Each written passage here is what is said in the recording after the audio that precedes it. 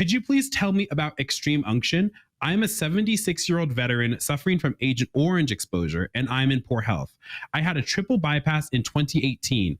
When and where should extreme unction be considered? Has modernism destroyed it? Well, to answer the last question first, no, because it's the sacrament of extreme unction still exists, as you can imagine, because it's all, it is more, it is a more complete rite in the sense of there's more to the prayers, and they do tend to be a little bit more expressive once again in the traditional Latin rite. So I and other members of my community and other members of other traditional communities have this wonderful privilege of being able to offer the sacrament of extreme unction in the traditional Latin rite. And regarding a concrete case of someone who's thinking about receiving the sacrament of extreme unction or Last Rites, well, that familiar old name, Last Rites, really is very indicative of the nature of the sacrament. It should really only be received when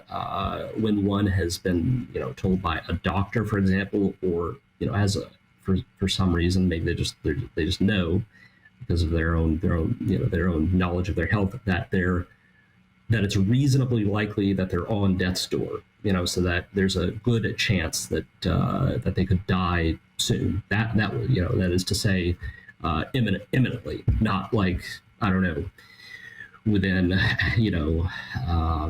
several months or even several years down the road. It's like someone who is really at the very last stages of a disease, perhaps cancer, and it's been told by the doctor, you really need to make preparations because the last moment your death is coming. You could die. You could die within a few days. You could die tomorrow.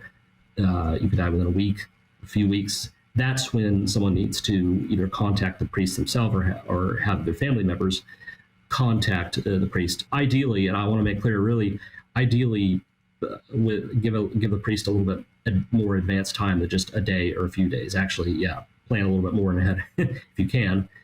In advance than that, because if you don't, well, I could speak from personal experience to tell you that you will have a situation where a priest has to perhaps speed down the highway to try and make it to a dying person in time to give them the sacrament, and that's obviously kind of a situation that you want to avoid. But it's once again a very beautiful sacrament in which the priest anoints with the oil of the sick various parts of the person's body and asks that God forgive them their sins, the various sins they've committed with the various parts of the body, such as the eyes and the tongue, so on and so forth.